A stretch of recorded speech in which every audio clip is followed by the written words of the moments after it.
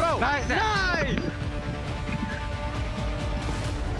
With a beautiful positioning and a beautiful dub to take game number 1 within our elimination bracket round 2. GHS put us off to a great start taking that dub. And I say great positioning, Gino, because you saw Envy, their backs were against the ring. The ring was closing in first behind them, and they knew that they had to either play for second or for third here, or had no choice rather to fall in third. That's why they had to fully send it onto 100 Thieves. And you saw GHS at that point just had to go in for the 3P. Yeah, look, it was a mistake or a miracle for Envy to get first there. There wasn't really an option for that to happen. So good work on them, just at least getting the third place. A couple of KP, obviously sticking to that spot up under the Raven for quite some time. How did I not get that before? They were playing from Raven. Their coach is Raven at the moment. That's a missed opportunity. Anyway, maybe we'll get a repeat soon. You never know.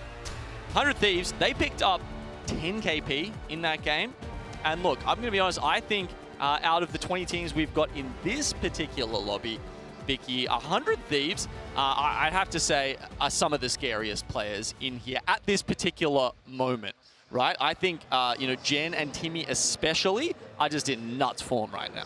I'd actually be terrified on the other end of that weapon, whatever weapon they're shooting at me, especially if you see Timmy with the Sheila ramping up, but it was also their positioning right underneath the chaos of what was happening over by Countdown. Looking at a lot of the teams in front of them, we know that MV had a way faster rotate to put themselves in that position, but specifically looking at GHS's pathing, Gino, we're talking about it a little bit in the break, moving in from that northern side by Skyhook, going around to that trial side to find themselves situated there where they could look at a lot of the teams that were fighting over to their south side.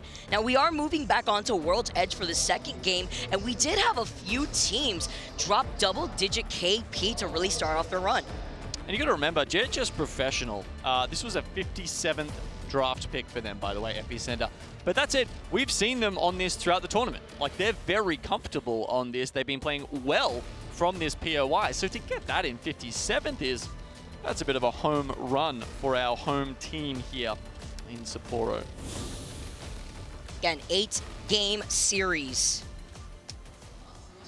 3 on World's Edge, 2 on E-District, 3 on Storm Point. Playing a hand on where our teams felt comfortable during that POI draft pick. Game number 2 underway as our legends get started to load in. Love the way that we got to see how the beginning of that game played out. A lot of squads getting very aggressive to play for that positioning very early on, like EXO. Yeah, it was an interesting one, as we said, teams weren't exactly sure because the circle was a little bit hard to read. Some teams in Lava Fissure, some in Countdown, and some under Raven. So the ones who predicted correctly were rewarded handsomely with double-digit points in that game. We're not going to be going in the same direction as the teams have just dropped in. CGHS very happily looting over at Epicenter. Will they run it NB this time?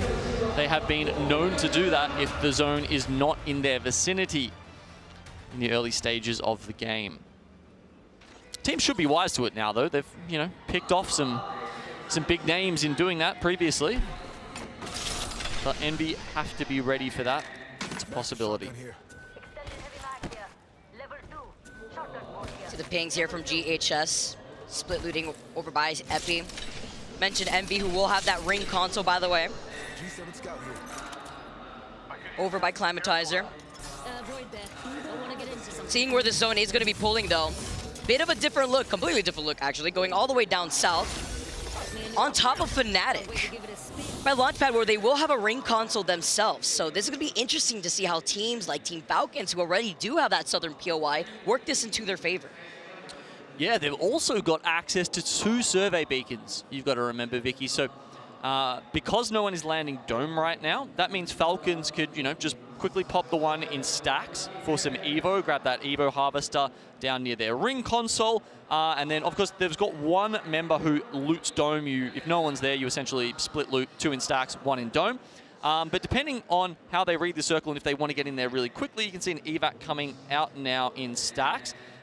They could even just sit towards Dome and then, pop a late survey almost like they were popping a Ring 3 ring console, right?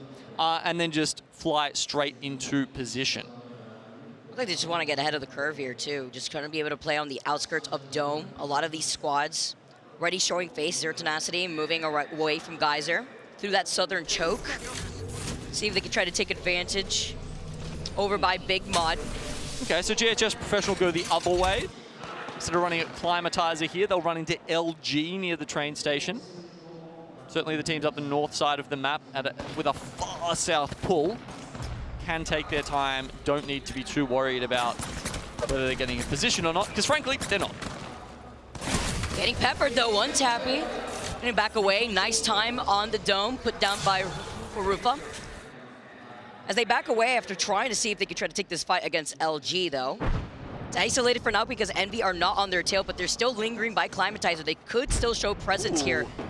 So LG is going to chase right behind GHS. Fnatic on the north side of Dome, while Falcons all the way down to the south. Looks like they want to take a much southern rotation over by Launchpad. Okay, so maybe Fnatic had a similar idea to Falcons. I mean, do Fnatic have... There are so many teams flooding into launch site right now. I'm struggling. No, I think it's there. So I'm pretty sure they do have a ring console.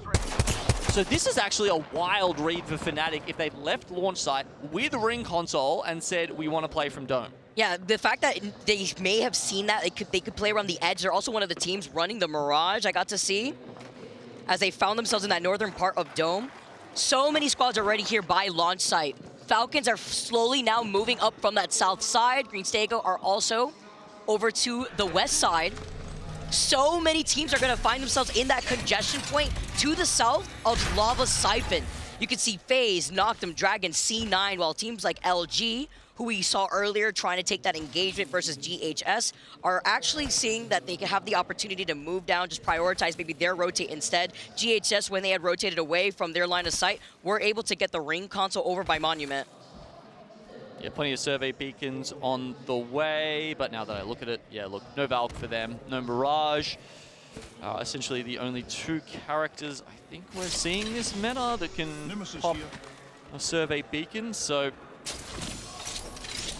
I'll just have to rely on the Evo halves. There's another one over near Geyser that they might want to take a look at. Falcons, they push all the way around into the bottom building of launch site. Exo Clan though, shock and start for them. Yeah, they already lost out on 2 too. They lost out on the Lobo very early on, only leaving the Gibby alive from Exo after having a rather strong start. Now Slayers having to forcefully play this as a solo on the outskirts. They're out for blood, but they don't want to give up this positioning because we know that Falcons were around the area trying to see if they could steal that away from them.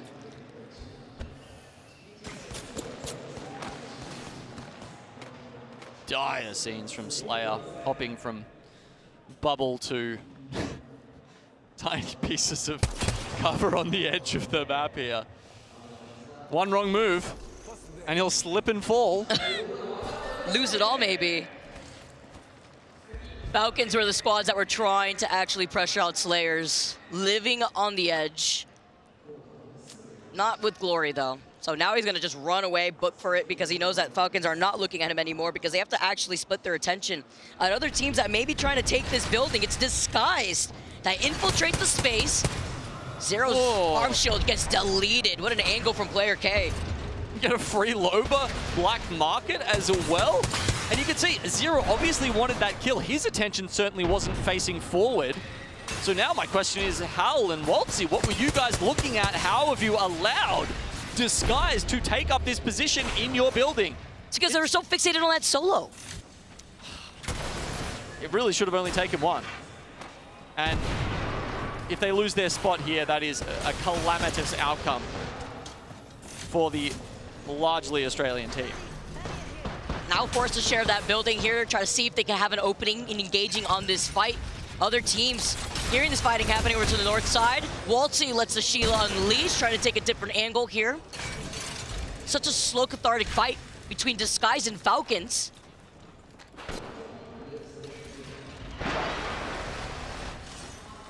Okay, Disguise actually leave their little bunker, looking for some angles. Don't quite find anything though. None of them want to engage. Rogue nade here, yeeted onto the backside. Nicely placed here, huge to get the initial crack. They want to try to fully extend it with their advantage. Here comes a grand slam.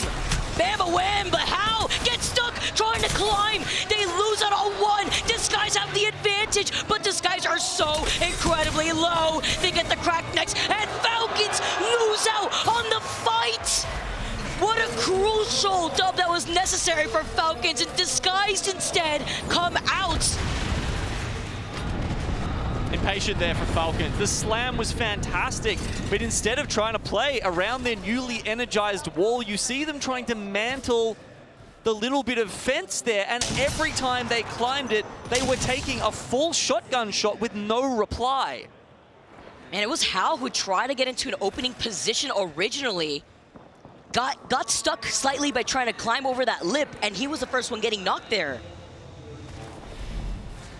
Falcons are obviously no easy beats, but I have to say it, I don't feel like they look like an elite fighting team at this LAN, Vicky. There are quite a few teams now who I would back in a 3v3, even just a straight up 3v3 against these guys, and there have been several LANs before where I wouldn't say that about a single other team. A lot of pressure on a team like Falcons. You have to consider the mental as well. Hard here, as they're the first squad out of this lobby now as we take a look at 100 Thieves. Dominating first game. Clearing out tree, also looking to their south, there is LG. A lot of these teams already here, moving on to the north side, Team Burger, but 100 Thieves had claimed tree originally so that way they could get that ring console, so that way they could prioritize where that next circle is going to be pulling. Yep, and as it pulls further into launch site, 100 Thieves get that information. Doesn't look like they're aware of Team Burger. Designful goes down! He's so split from Timmy and Jem Burton right now. Team Burger, do they realize this? It looks like it. Wall jumping to try and get in there fast, and Thirst confirm that kill. I mean, they do because the rest of 100 Thieves had to tuck tail and run at that point. Yeah, I don't think they're too worried about this. Obviously, it's annoying to lose your mage, your attachments, etc. 100 Thieves do pull back to the crafter at tree. They were right under it anyway, should be able to get this. How do they keep getting away with this? Orglyphs and Hungry tried to get a jump on another squad this time around, and they had the advantage. They get the double knock without taking barely any damage. Orglyphs and Hungry jump zero tenacity and clear this squad. Crazy Raccoon now slide in for the opportunity.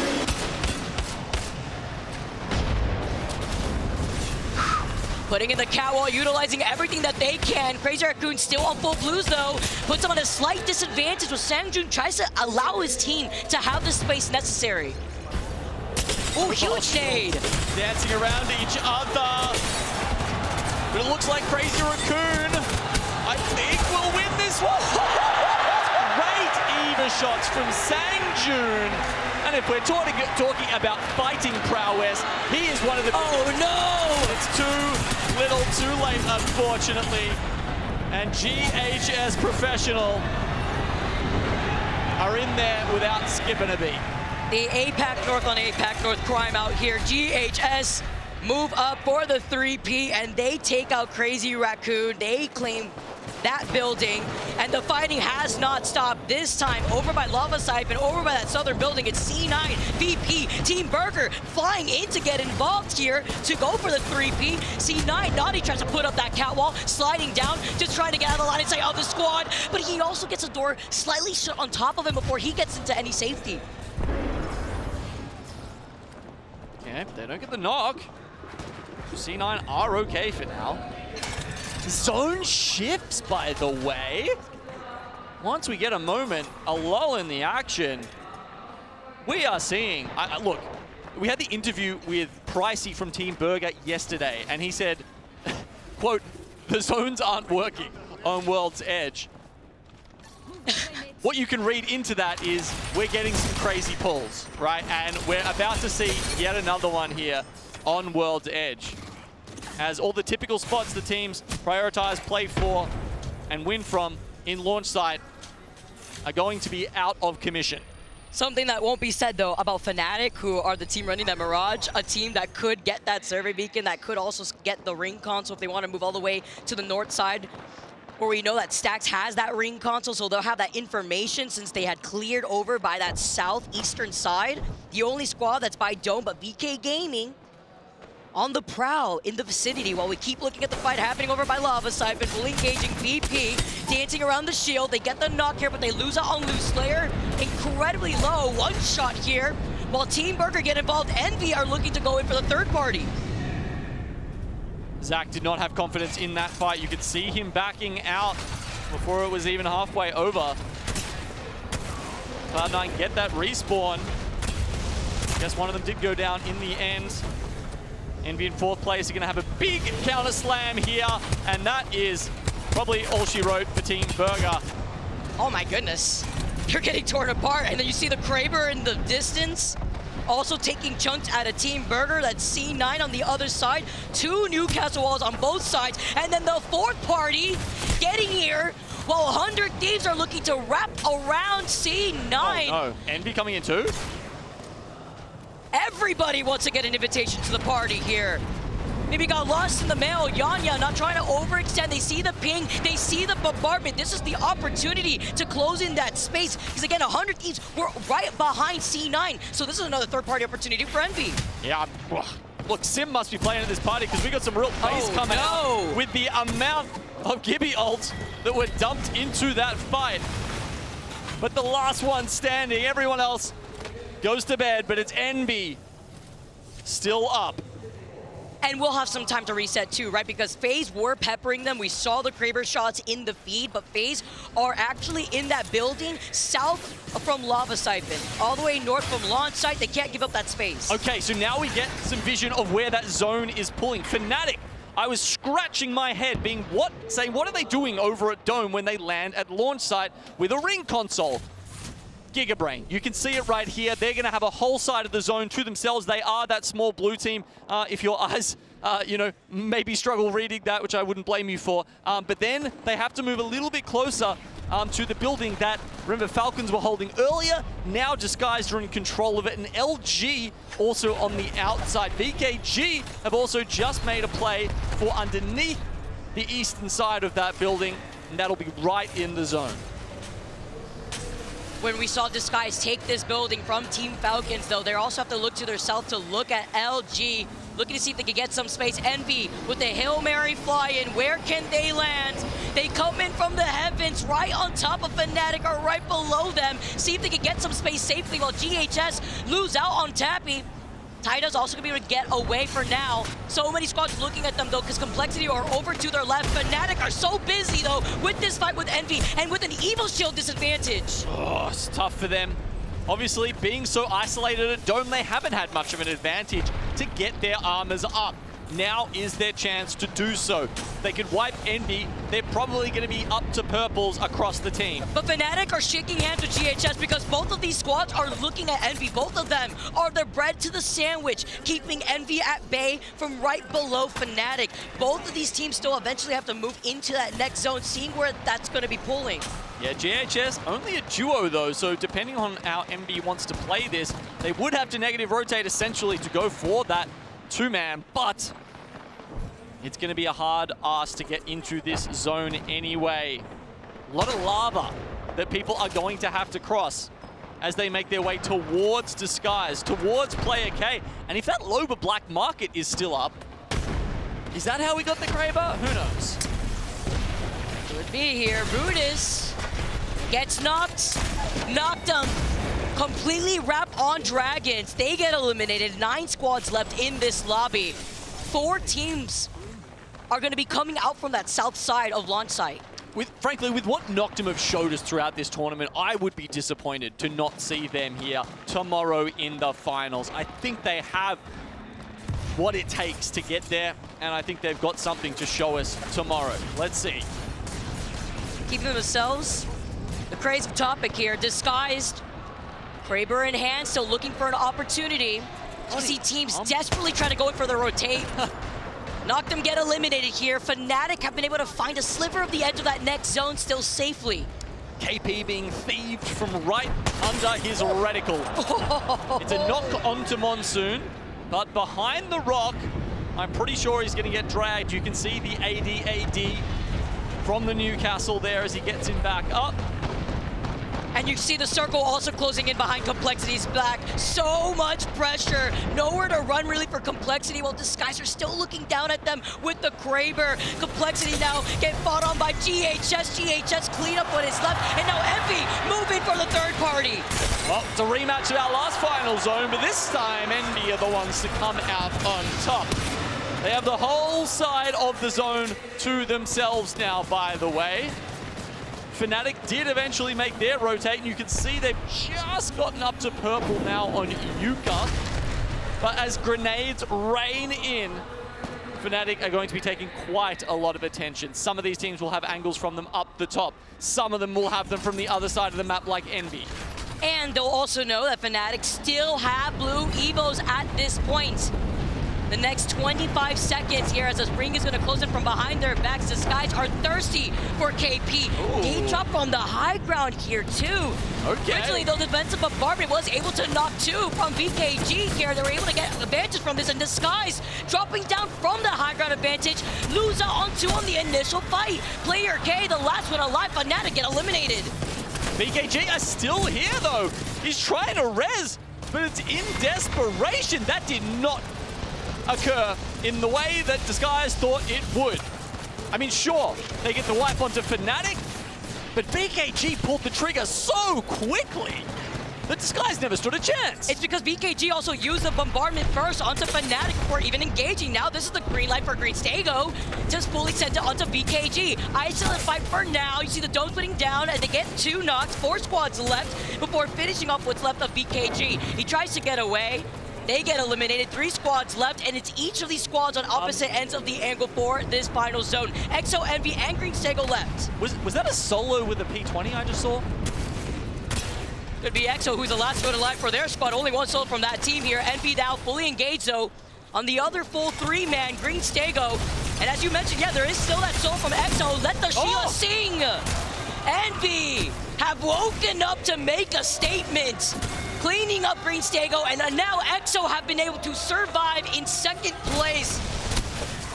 Envy are your Game 2 champions. But all the props to EXO, we saw that they were left as a solo from the very beginning when they were getting pressured out over to the south side of Onsec. It was just this strange sound entered my ears, and I was like, it's been a while since I've been on a stage and heard that particular gun ring out, if I'm not incorrect. Looks like he was just waiting for a little bit of the Sheila to come back up. Managed to hide behind the amp cover for just long enough to scrap out a second place there for EXO. So great start to our Elim Bracket 2 here. Elim Round 2, the EXO clan. An even better start for Envy, of course. It's 2 late games they've made now, and 2 late games that they have capitalized on pretty well.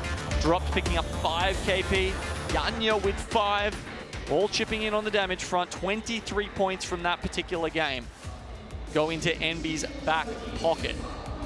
With a completely different zone pool too, you know? You talk about Envy and how they're positioned in that first zone for game number 1 over by the outskirts of Trial. Now looking at game number 2 and the way that they were able to fight their way into that southern zone, even from the outskirts of the Dome Eggshell, finishing off with 11 KP. EXO, yes, they had a very rough start to that game. They got 0 KP, but the placement points matter in this case after their strong performance in that first game as well.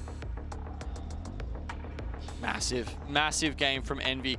One of my favorites going into this tournament. I was surprised to see them in the Elim brackets at all, to be honest.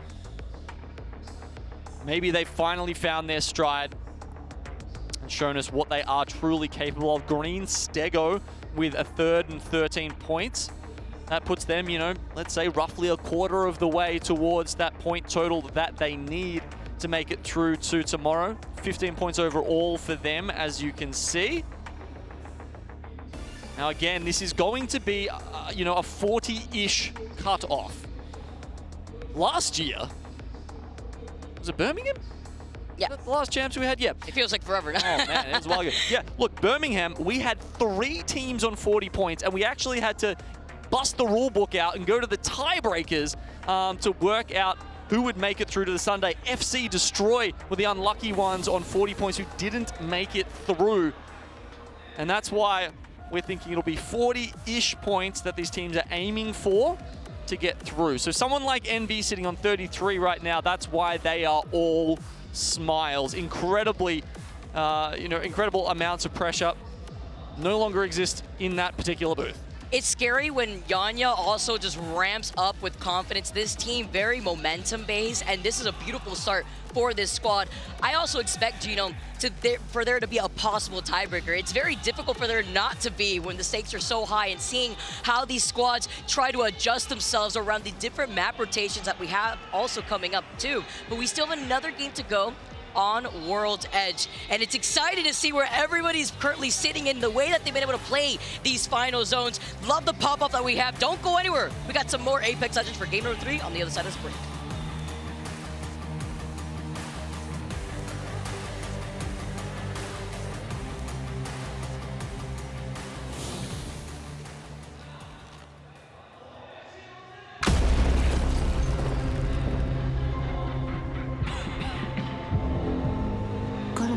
Blood on my hands. Now some of it is yours.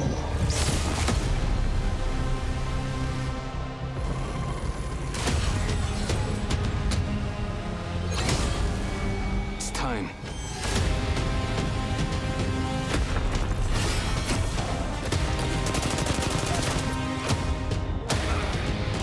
This is where it ends. I love a dying world.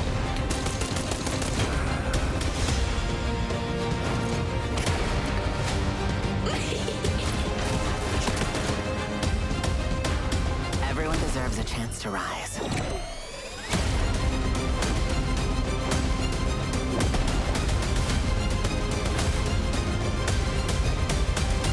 The truth will be known to all. Bigger the sword, greater the ruin.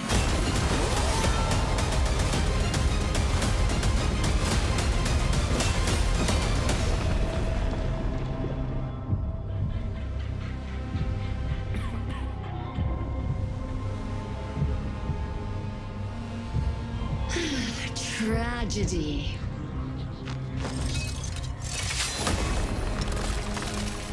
It brings out the real character. Sony InZone, the official monitor of the Apex Legends Global Series.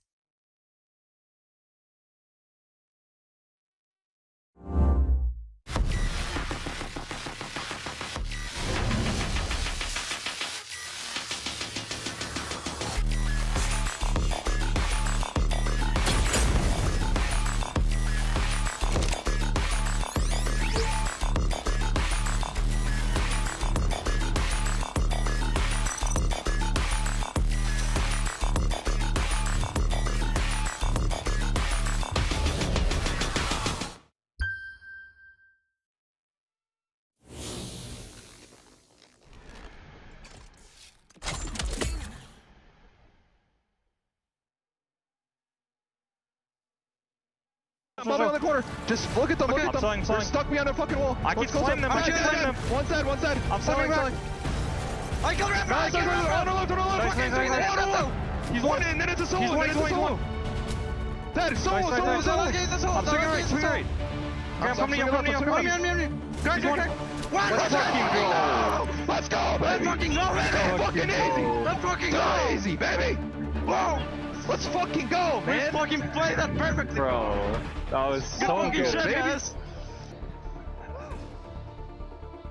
I love hearing the pop-offs from Envy after a beautiful Game 2 dub. They made their rotate out of their POI from Climatizer. They were fighting their way all the way to the south side of where that circle was pulling on the outskirts of launch site and between Dome. You heard it in the comms. They played that perfectly. Yeah, that was one of the words they used. The others I won't repeat, but it was a repeat performance, a repeat success for Envy in Game 1 and Game 2, right? Both exceptionally well done from the North American team. You know, recently being picked up by the org, that always feels good right before a LAN. You're like, you know, well, we want to win some good prize money, but we also want to get paid for it. So, you know, double whammy potentially if they keep on this pace and make it to tomorrow, because that is where the prize money does start to come into contention for the ALGS LAN. Exactly. You got to make sure you find yourselves within that top 10 here to keep going, to keep the dream alive. But that's one way to do it when you finish off game number 2 with a dub with 11 KP, 3.7k damage. And it doesn't end here for World's Edge as we move on to game number 3. And after that, we see that transition over to E District before ending out our series with Stormpoint. Yeah, so MV, they were one of the teams who prioed World's Edge. 13 was the number pick that they took Climatizer in. One of the only teams. Disguise took Lava Siphon at 15, Team Burger Thermal Station at 18. Virtus Pro took Skyhook West at number 9. And I think that just about rounds it out for every team who took a World's Edge POI in the first round of the draft. And, you know, there are a few names in there that you'll recognize from, you know, the top of our leaderboard right at this particular moment. Team that I wasn't expecting to go down first, though, Gino, that we saw in that game number 2 was Falcons. Now, kind of GG go next as we get started for game number 3. See how they can iron things out here. Time is of the essence. Game number 3 now. Let's get it started. Our final game on World's Edge. The crowd is ready. We're ready. And I can't wait for you guys to see where this circle is going to be moving, because we've been getting circle diversity here on World's Edge, and you know that's what I like to see, Gino. Completely agreed.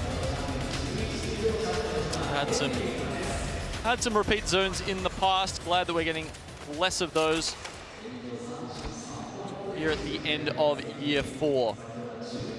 I've been a couple of zone tweaks throughout the year if you've been keeping an eagle eye on those patch notes.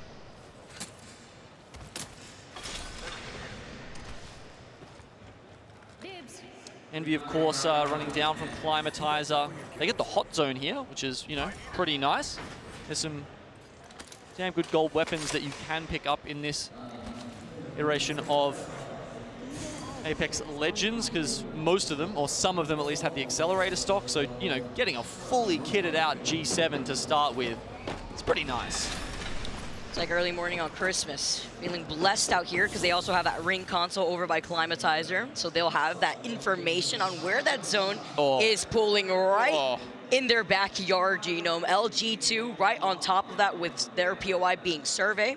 GHS, as they move away from Epi, seeing if they can get information here as Orgus and Hungary are going to be able to try to take over by Trials, take over VP, landing right on top of Lou, knowing that VP split Loot, Trials, and Skyhook West. They made that quick rotate out of Countdown while actually getting that information, trying to get the KP that they need after having that rough start that they didn't want to really start off their elimination round 2. Yeah, I mean, that's a Metafe call if I've ever seen one, isn't it? Yeah. It's smart. Yeah, look, you know, as you said, split looting. If you can loot very quickly, you get the KP. That moves them up to 5. Still hoping to increase that total by quite some amount. As you can see, pretty much, I think actually no, every single team we mentioned that has priored World Edge is in the top 10 right now. So that's nice for them. Envy, to get the ring console, they move over towards Survey Camp. Will it continue to pull that way? Not exactly sure. The outer rim of Zone 1 is actually quite south. It's not, you know, sitting up on the mountains or anything, so that means the chances of it pulling up to, say, Survey Camp are lessened. Or some teams to play slowly out of Grandma's house, thinking about where Dragon's positioning is, where Complexity is to their south. Not the only squad too, right? LG had made their rotate out of Survey Camp. Found themselves directly here in the middle by the train tracks. Other squads are gonna have to rotate from that south side, find themselves congested by Monument. To consider where these pathings are gonna take the squads when it comes to trying to prioritize that ring console.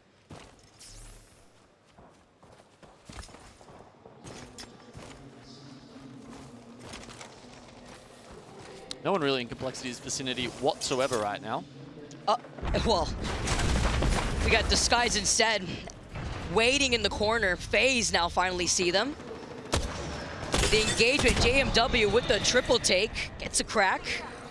Over by No Name, and it's not just FaZe in disguise, right? We saw Crazy Raccoon coming out of the tunnel now as they backtrack right back towards Geyser where there is a ring console, and that's what I'm expecting a lot of these teams to prioritize their rotate on, especially if their POI didn't have it or their pathing isn't gonna have it too. They may have to go out of their way for that. Disguised safely for now as FaZe Clan just back away. Falcons now on the way to Geyser to perhaps pick up that ring console on the way, passing an Evo Harvester. Designful is expecting an incursion, an engagement here with Noctum. They are just running out of landslide at the moment. See them using the crafter. Designful, maybe they heard something. As they pull out of this tunnel, still plenty of time on the amped Sentinel, one of his favorite weapons. Make a difference. We see him lighting up the feed with the Senti. Looking down at Noctum. And while they do try to take their time, they're just trying to see if they have an opportunity to scan that ring console. 100 Thieves now, just waiting with Noctum right to their north. Other squads that will be rotating from that south side, Team Burger, that have a ring console over by staging. Let's go over Pick up some loot on their way. Let's check out over there, mates. No rush here, though, because Noctum are slowly approaching right in front of them to be in their line of sight. They're going to be able to back away for now, and 100 Thieves will be able to now inch forward. Oh my god, we got Spec Ops teams on every side of this map right now. Everyone's whacking on their slippers and just really trying to make sure. Second time we see Disguise doing this. They're right behind Crazy Raccoon again. We know that Crazy Raccoon had gone to Overlook to get that ring console. Just trying to stay out of sight, out of mind before they get that information while looking at Crazy Raccoon make their rotate to the north side, playing on the edge before they make their way to Climatizer. Yeah, CR are well past them now. I'm not sure if Disguised heard that or not, but looks like they're just waiting, I think, for prior to the ring console. So maybe it wasn't a rat play, or maybe it was, you know, sort of 50-50. Maybe it was, hey, if we get the rat, that's great. If not, we'll just take the ring console info. And Crazy Raccoon actually might be doing the same thing because they know it's going north. And then they get the next bit of info by pulling up to Climatizer and then going just barely out of zone to pop another ring console. Anyway, we'll get a look at where this does shift. Teams actually quite spread out over the map. This is almost looking like a ranked game right now with the... Well, look, I'm not saying it in a bad way. It's just sort of how this particular circle is pulled up. It's a little more central, and it does pull even further central towards Monument. Well, the thing is, and I keep highlighting the ring consoles, I mean, there's no ring console over by Monument. There's one by Overlook. There's one on Climatizer. None in Epi. You have one over by Countdown. Only two serve. Exactly. There's only two survey beacons in Skyhook. No ring console. So it's forcing these squads to try to prioritize playing on the outskirts of where that zone pull is, which is why you see everybody so outside and spread apart here. And then even riding like you would see Disguise, not to take that jump on a squad, but to just try to get that ring console and not get jumped themselves. Yeah, I mean, there's been quite a few changes to the ring consoles over the years. As far as I understand it, at the moment, they all have the same chance of spawning. But I think there is sort of an amount that will roughly spawn every game. But yeah, sometimes you do get clusters of them that don't spawn, and therefore you'll have some interesting traffic around the map. A couple of teams going the wrong way down the road. That said, most of them have gotten sort of into the northern hemisphere by now. Team Falcons actually potentially running into Disguised all the way over near Overlook right now. Here we go. Vision of that. Waltzy. Gonna run away. Maybe it's pop some health meds. And what you don't see is in the distance, the third-party opportunity for Crazy Raccoon are on the other side of Falcons. No. Falcons are about to get pinched by Disguise and Crazy Raccoon. Now Falcons are running for their life and maybe some respite here as Disguise do take some shots onto Crazy Raccoon, forcing Crazy Raccoon to back away while Team Falcons forced to also play off that low ground. And you're just seeing less of that decisive action come out of Falcons as they lose fight, as they go down early in games. That I think it really hurts their confidence. An early wall here by Justna, I don't think is going to serve him very well. Sangjun, surely not long for this world either. But Disguised, they're not anywhere near this. FaZe Clan, however, are. Falcons are going to get the next knock right after that. It was actually nice for Disguise to just leave them incredibly low HP. Falcons just clean up what was left. Okay, here we're getting the info here. We're getting the vision of FaZe pulling up just on the north to the bridge on Falcons. They definitely will be looking at them. 100 Thieves have just gone down to Virtus Pro. Still in a good spot with 21 points already. But Virtus Pro also looking to make a late charge into the finals. Are getting peppered by a charge rifle by Team Burger in the distance, while Team Burger are going to be playing by the edge of the zone. A circle keep them. And seeing where that zone is going to be pulling, and you had mentioned before, FaZe were trying to go for a 3P onto Falcons. Mistimed that, and that has allowed Falcons to still reset for them. A lot of these teams coming in from that north side of zone, even looking at FaZe and Falcons being the only squad to come out of the east side. Some fun damage stats across the tournament there. Over 100,000 coming out from grenades. And I had a look into the data, Vicky, and one of the interesting things I noted was that thermites are more important than they've ever been. And I think one of the big reasons for that is because of how these teams engage in the fights that occur. They're all stuck behind castle walls, often sitting in a line rather than in a more 3D formation. And I think that actually does provide a little bit more value from the thermites, because if you can sneak one behind a non-energized castle wall, it really does play a lot of space, that as well as their utility in bubble fights and cutting off lines. Also really helps when you manage to time it and position it behind a mobile shield, right? You're creating so much space of pressure with that thermite. Nice little stat there. So many teams still by Monument, Fnatic being one of them, and to their south is Noctem, but over to their north, Disguise have found a building. C9 are looking at Disguise, and it's a lot of an open area underneath those train tracks with squads looking within the vicinity. It is, and it's, yeah, so we've got this this view of VKG here, who are gonna have to potentially gatekeep two teams. ALGS and Hungry coming in, and Virtus Pro, both from Skyhook within the zone. I think they've just heard an evac go up. Yep, that was Virtus Pro that just called that in. But they're looking towards that, and they're not looking towards ALGS and Hungry, who have just rolled up. And trying to engage in this fight, VP flying right above them, seeing this fight themselves has now forced them to divert through the tunnel side of Skyhook. VKG looking to keep ALGS and Hungry back, but this is an invitation for Complexity, who are waiting by the mouth of the tunnel to maybe take some shots to try to 3P them. And they're not the only one with that idea. So is Dragons, who were sitting on Grandma's house from the very beginning of the game. Yeah, important spots, all of these that we're seeing, because the zone is pulling towards the train station just below the entrance to the tunnel. You can see they've actually had to leave henchmen. No health meds left. You might have a gold bag, you might have a purple bag, but you got nothing in it. Wow. He went down to the zone. Yeah. His teammates couldn't even drop him a syringe. I mean, they're on the sticks out here too. Difficult situation here now as we see the engagement from Fnatic. Still looking at Noctem, who are coming in from their 6. Falcons also showing an appearance, playing by the edge of their side of zone. Kind of that standout that we keep having with so many of these other squads not trying to overextend, playing incredibly safe. They've got to be safe. Their lives are on the line. Vicky, a fantastic start to the tournament from Fnatic. They do not want to go home before they get to play in front of the biggest crowd in ALGS history tomorrow.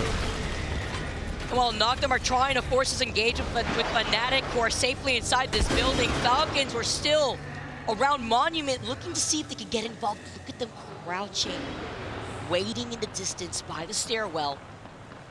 It's gonna be an isolated fight. They could see those knocks just light up the kill feed here.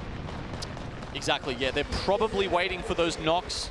You can hear some shots coming out, but you're not sure the teams are getting into it until you see the knocks on the kill feed. I think we just saw ArcStars streaming in from Falcons. Fnatic go down. Still only a handful of points for them, but Falcons need to pick up some here now. And z-o-o was able to get that knock. Now you can see Remix running for his life. Falcons want to get that KP, and they find it. Noctem get eliminated. Plan successful for Falcons on the timing on that 3P. Not sure why Wolfsy's trying to set up his cover in a room they're just about to run out of, but you can always pick them up, I suppose. Lots of kill potential there ahead of them, actually. So Falcons stream forward onto the next. Let's see if they can take down Cloud9, maybe screen Stego as well. But Disguised, who took the last spot away from them down at launch site, looked to be in a scary position again. And eventually beeline though to that next zone in the next 5 seconds. Complexity enemy. One shot here while Falcons, same thing could be said about how they're gonna be able to get that res onto Z-o-o, hiding behind the mobile shield. So many fights happening now on the north side. 50 left on that knockdown shield. It was so close to get the drag from Hal. They were able to do it just in the nick of time though, while Complexity are still in trouble, still feeling the pressure. They lose out on 2. Monsoon the last one alive, and not for long. Complexity get eliminated. Stuck in a very difficult position too was GHS, also putting him that pressure. Envy on the outskirts. Dragon still in Grandma's house, sharing that space with VP. I mean, Complexity looked shell-shocked. The expression on Monsoon's face going down there was him really grieving the points that they could have had in this game. Now this is going to be the bloodbath here. This is where all these teams are going to be out in the line of sight of the squads waiting for them inside of zone. Disguise had moved forward. Now Team Falcons in trouble with Z-o-o getting some cover. 7 seconds till bubble. They had to use it to get to that spot, but so many teams used their utility there. We saw Arcstar after Arcstar littering the path in front of them. And how do you even move out of that spot? When you're stuck with your backs against the ring right there, it was a difficult rotate once that circle pulled all the way up. I don't think you can. Even if you had an evac in that spot, it would be shot down 100%, right? No utility now. You get to see the teams that aren't in that next zone that will eventually have to move forward. So that spot we just saw from Virtus Pro there is quite good, because I think there's just a sliver of that garage that is in the next zone, and if they've set up their correct the castle wall and the amped cover in the right place, could be very, very easy for them to pick up some kills in the next zone. And they don't know it yet, but Orclus and Hungry with down to a solo, Metafe is still alive over to the north side on the edge of that next zone. LG were trying to take an angle here, trying to see if they can try to call them out, and Dragons have now taken the initiative to move forward on top of those train tracks in the line of sight of everyone here, directly smack dab in the middle, just trying to set up shop with the rampart walls. Yeah, you can see their armor just popping up on the map there, creating a small pocket. I mean, that's like women's fashion on a skirt kind of pocket that we're looking at there. Not much room to fit anything in, but Dragons have to try and make that one work. You know you win when you get the pockets on the dress here too, and with nobody looking at Dragons, they win for that. In terms of that positioning, well, a lot of these teams are going to have to move over from the east side of that zone. VKG trying to gatekeep phase or forced to wrap around. You see the bombardment, but I like where VKG is standing on Pride Rock, looking at everyone right below them. While they are in that next zone, that we have seen this circle shift over more so to the west side of those train tracks. 9 squads left now. Team Burger under intense pressure. They try and play this out from the west side, but Disguised, they look to be on a warpath here in Elim round 2. So many nades too in the feed. 8 squads left. Team Burger get eliminated. Disguise have now found some space on the tracks south of Dragons, while VP are looking at Dragons. Disguise, they still have not noted the solo that is to their north. And even if they did, it's not like they can take so much of that space, with LG also trying to put in some pressure by the crates. There's Metafe, not even willing to pop a med kit here. Actually, what am I saying? He doesn't have one. We saw them just before. Is it the sound or is it the lack of meds in the backpack? Either way, Metafe in a rough position there. But look, we've got 8 squads left. If he can survive one longer, that'll be one more placement point for Orclus and Hungry. Letting the Master Sings here while Funk is trying to go in for that res. Backing away, LG trying to engage on that fight with FaZe initially before cleaning them up. nobody to try to take their spot from behind. They've cleared their northern side of that zone while VKG still holding onto height. The bombardment getting that knock onto sight, but they still don't want to give up this height because EXO are playing right below them. Yeah, I mean, LG, they were pretty much the earliest into this train station area, and they played it very well. Now with the circle closing in behind them, though, they have no other choice. They jump right on top of the heads of EXO, who are inside the truck originally. LG not looking at them. Still on the north side, they finally call up the solo of Matafe. 6 squads left, and VKG holding on to that northern side with their lives. Okay, Virtus Pro, you can see they've had to give up the garage now.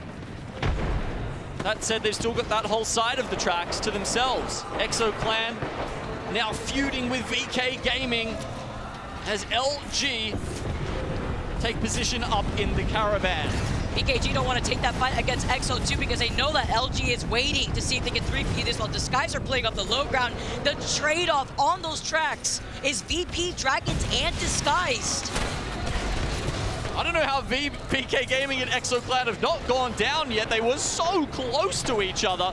But VK Gaming have pushed themselves up into 4th spot, 22 points, and now the Mastiff rings out. It's because EXO just gave up that truck to jump on top of the heads of Disguise. Now Disguise are in some trouble, even though you can see those knocks here in the feed. Dragons move up, they stay alive. Disguise get eliminated. 4 squads left with this circle looking like a skittle. They're forced to move up. They're forced to prevent the res, but VP looking great. LG are just waiting for the perfect timing on the opportunity to try to take this game. I mean, Sykes has so much left on the Sheila.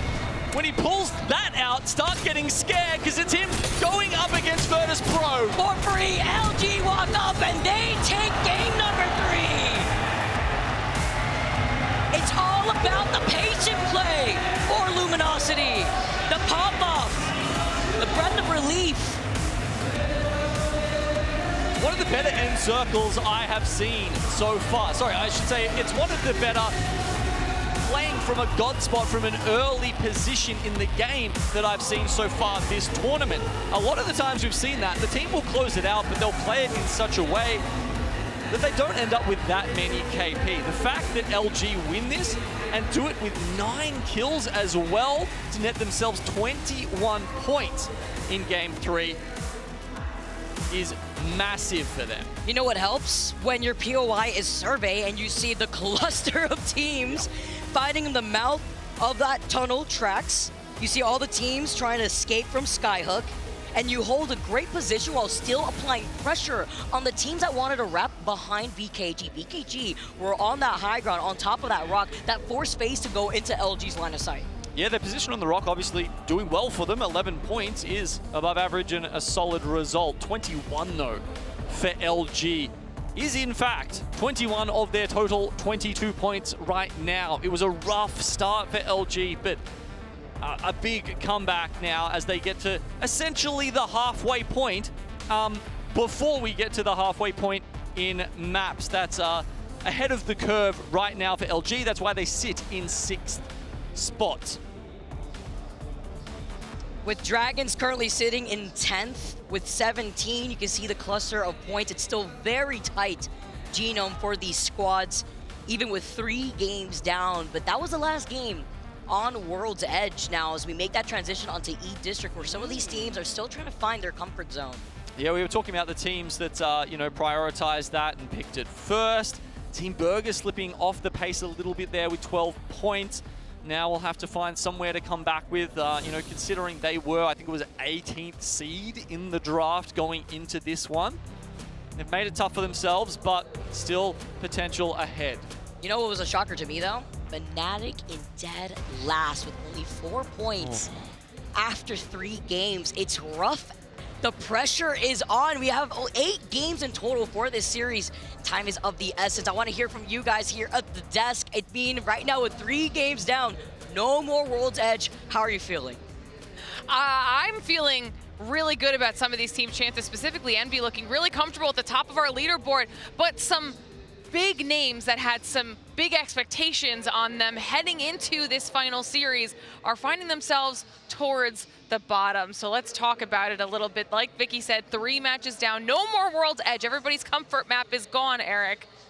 Yeah, I mean, I think the biggest team that we need to talk about is Fnatic. They had a really rough winners bracket, and then that took them down into this, and I don't think they caught any momentum. They actually had a zone. Usually when you get gifted a zone, you end up with some points, and they left their POI where the zone ended at, wrapped around, came back, and it really just seemed like they're playing uncomfortable and trying to do maybe a little bit too much, more than they need to. And I think they just need to go back there. This is the time where it's kind of, you know, it's do or die. So hoping for the hometown favorites here to step it up. I mean, I think the crowd would agree with you on that as well. We can hear just how sad they are every single time they do go out, but we'll take a look back at some of these final moments here. Match number 1 specifically, Jayhawk, talk us through these final moments. Yeah, GHS coming from Epicenter. We have a zone ending over right below the Raven statue at Trials. They wrap all the way around the north side of the zone and are able to hold that little choke between Trials and moving towards Lava Fissure, and they do an amazing job of holding that space. For so long, they were just staring at 100 Thieves down on the low ground to make sure that nobody wrapped up on their left. And on the other side, did a great job preventing Envy from being able to push up.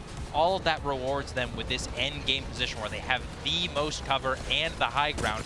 They're able to force the 2 other teams to eventually engage with each other. And when that happens, you're the last team in. You've got Sheila singing, you've got your bubble coming in, you've got the Newcastle wall slam if you want it, Sky Nades coming out, and ultimately the Gibby ult coming down on them as well. You have so much utility and firepower to just blast into these teams, as we see One Tappy do. And I'll tell you what, when they won this game, that crowd roared to life. Yes. This stadium is filled, and we heard it. I was going to say, talking about hometown heroes, at least, you know, they get a GHS win in there, but then we head into match number 2. So, Snipe, talk me through this. Yeah, so one of the most impressive things here is Envy actually came all the way from Climatizer to win this zone, which is about as far away on the map as you possibly can. So that's a huge testament to saying how good this team is performing right now while they are in first place overall.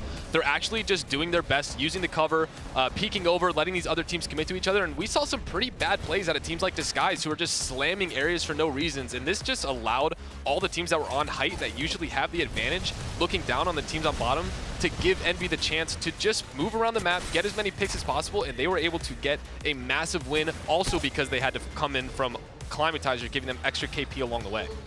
I mean, and finding this now is the big reason that Envy's finding themselves here at the top of our leaderboard at this stage of the series. But then match number 3, able to watch it out here live, Graceful. Talk me through how LG were able to pull this one out. This one is actually incredible because this one blue box right here is what gave them the momentum to win this game, because they kept defending it. You see, they still try to retake it. Both the Valk and the Gibby are trying to fight them for up top, but LG just 3-man hugs each other and make sure nobody's gonna push up off of height as they go down layer by layer, pushing every other team into each other, and that's eventually is how they end up getting the win. The most important part is making other teams fight each other by getting your utility out as late as possible. As we already see, those 2 bubbles were already preemptively placed. They put down the Newcastle, and they pretty much own the entire circle at this point. Yeah. Now they're just hunting. But it was also a little bit fun to see BKG survive for as long as he did, because he was a solo, by the way. He was running up and down, getting chased by everyone and survived, but LG closing out that game is super, super good. That's just basic fundamentals of hold hands together and push forward. Listen, these teams are going to try and eke out every single spare point that they can, because you never know what the next map, the next performance is going to bring. And setting yourself up well, now that we're swapping maps, is important for these squads to do, as everyone at home can see that reflected here. ExoClan in second place, followed by VK Gaming and then GHS Professional. But like we heard Eric saying, Jayhawk, I mean, Fnatic down there at the bottom, that's not what the crowd wants. Absolutely, but there's still 5 games to go, and the thing is, the cutoff usually in these champs bracket stages is going to be in the low 40s. For Fnatic, that's not crazy to do. They're capable of having 1 or 2 big games, so if they can get a win under their belt on E-District or on Stormpoint, I do think there's a chance they can make the comeback. Absolutely, absolutely. Like, we're all going to keep saying it. We still have 5 matches left, but it is important. Every single match here is important for these teams. But before we get into all of that, we want to give a thank you to everyone behind the scenes here that helps us put on the show, because even though they're not on camera like we are, they love Apex Legends just as much as we all do. We're finally here in Sapporo, Japan. This has been such a long time coming. I mean, we've been dying to go to Japan for years, and we're finally here. Something I get asked all the time is, what does it take to pull off an ALGS event? And obviously, there's a ton of technical stuff. There's a huge stage, there's a lot of players, But there's also a very passionate crew of people behind the scenes, and I think it's really important for us to shine a light on them, because without their passion, we wouldn't be able to do what we do, and the ALGS wouldn't be what it is today. This event in particular is the biggest event we've ever done in the ALGS series. There'll be over 30,000 people in attendance, 350 people working on it. To put on an event of this magnitude, it involves 6 or 7 sea containers, shipping a 55-metre wide stage, a 50-metre wide LED screen. We literally build a full TV production set inside this massive arena. The teams we have working for us, it's not just a job to them. Ultimately, if you're getting up at 7 a.m. and not getting to bed till midnight, you're not doing that for a paycheck. You're doing that because you're really passionate about changing things and building worlds and building platforms for people to really enjoy. And without that passion, without that excitement, we wouldn't be where we are today. I think each of us are incredibly passionate people for the competitive scene. Each of us are really gamers and fans at heart of the ALGS and Apex Legends. And so I think you kind of see that come to fruition through our formats and the league that we've created. Not only that, but we're constantly trying to reiterate and take feedback from the players and the fans on how we can better improve to ensure the success of the tournaments. You know, it takes a lot of admins, takes a lot of staff to come together and really put the show on. All right, everybody, here we go. Going live, 3, 2, 1, and we're live. So the role of production is bring to life all of the storylines, all of the gameplay, and give people a reason to care about what's happening on screen. Here's a little fact for you, Vicky. There's been 186 Newcastle launches so far.